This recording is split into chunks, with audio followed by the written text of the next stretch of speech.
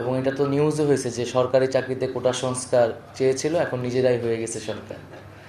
তো আমরা আমাদের যে আন্দোলন, সেই আন্দোলনের কিছু প্রিন্সিপাল ছিল যে আমরা বলেছিলাম যে একটা মেধাভিত্তিক বাংলাদেশ আসলে আমরা গঠন করতে চাই।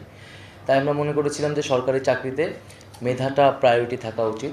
কোটা থাকতে পারে, যতটুকু প্রয়োজন সেতটুকু রেখে সংস্কার করে মেধাটাকেই প্রায়োরিটি দেওয়া হোক, কারণ বাংলাদেশকে এগিয়ে যেতে হলে মেধাবীদের প্রাধান্য দিতে হবে। কারণ আমরা দেখতে পাচ্ছি যে মেধাবীরা দেশ নিয়ে হতাশ, তারা ব্যাপক পরিমাণে বিদেশমুখী, কারণ তারা মনে করছে যে তাদের মেধাটা আসলে যথাযথ গুরুত্ব দেওয়া হয় না বাংলাদেশে, বা তার কোনো সুযোগ নেই।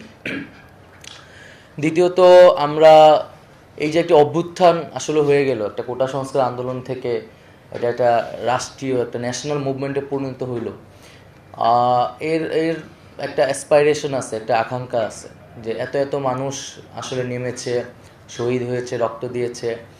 বাংলাদেশের ইতিহাসে 1971 সাল একটা যেমন বড় ঘটনা, আমরা একটা নতুন রাষ্ট্র, স্বাধীন সার্বভৌম রাষ্ট্র পেয়েছি, এরকম 2024-এর এই জুলাই অভ্যুত্থান আরেকটি বড় ঘটনা হিসেবে ইতিহাসে আসলে থাকবে। কিন্তু এই ইতিহাসের এই ঘটনাটিকে আমরা যথাযথ মূল্যায়ন করতে পারবো না যদি তার যেই পরবর্তী এই সময়টা যদি আমরা কাজে লাগাতে না পারি। আমরা যদি আমরা বলেছি যে আমরা আগের বাংলাদেশটা চাই না, আমরা যেই বাংলাদেশে আসলে এই যেই প্রবলেমগুলো ছিল সর্বস্তরে, বাংলাদেশের এমন একটা সমস্যা যেখানেই হাত দেওয়া হয় সেখানেই প্রবলেম, সেখানেই সমস্যা, সেখানেই দুর্নীতি, সেখানেই লুটপাট, মানে সর্বাঙ্গে ব্যথা, ওষুধ দিব কোথায়। তো এটা রাষ্ট্র কাঠামোর আমূল পরিবর্তন ছাড়া, সংস্কার ছাড়া আসলে বাংলাদেশ এগিয়ে যেতে পারবে না। আমরা চাই না যে শুধু ব্যক্তির পরিবর্তন না, কয়েকজন ব্যক্তির পরিবর্তন করে সমস্যাটা মিটবে না যদি আমরা কাঠামোগত পরিবর্তন না করতে পারি। তো এখন যেহেতু একটা সুযোগ এসেছে, এই সুযোগটাকে আমাদের সবার কাজে লাগানো উচিত।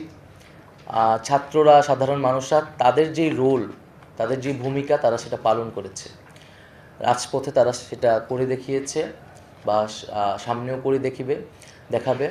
আমরা জানি না আমরা এখানে কতদিন আছি বা বাংলাদেশে স্থিতি অবস্থা কতদিন থাকবে, কিন্তু আমি যেটা বলতেছিলাম যে এটা একটা সুযোগ।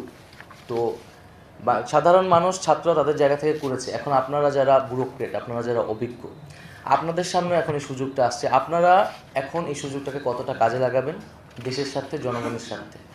কারণ বাংলাদেশে যে দ্বিদলীয় চক্র, যে দল আসে এবং সেই দল একটা ব্যুরোক্রেসি বা প্রশাসন থেকে সব কিছুকে একটা দলীয়করণ করে, অন্তত এই সময়টা সেটা সুযোগ হওয়ার সম্ভাবনা খুবই কম।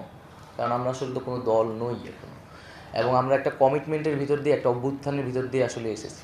তো এই সুযোগটা এখন সবার সামনে এসেছে যে আপনি রাষ্ট্রের জন্য, জনগণের জন্য যদি আপনাদের সত্যিকার অর্থে কিছু করার অ্যাসপাইরেশন থাকে, সেটা আপনারা করতে পারবেন।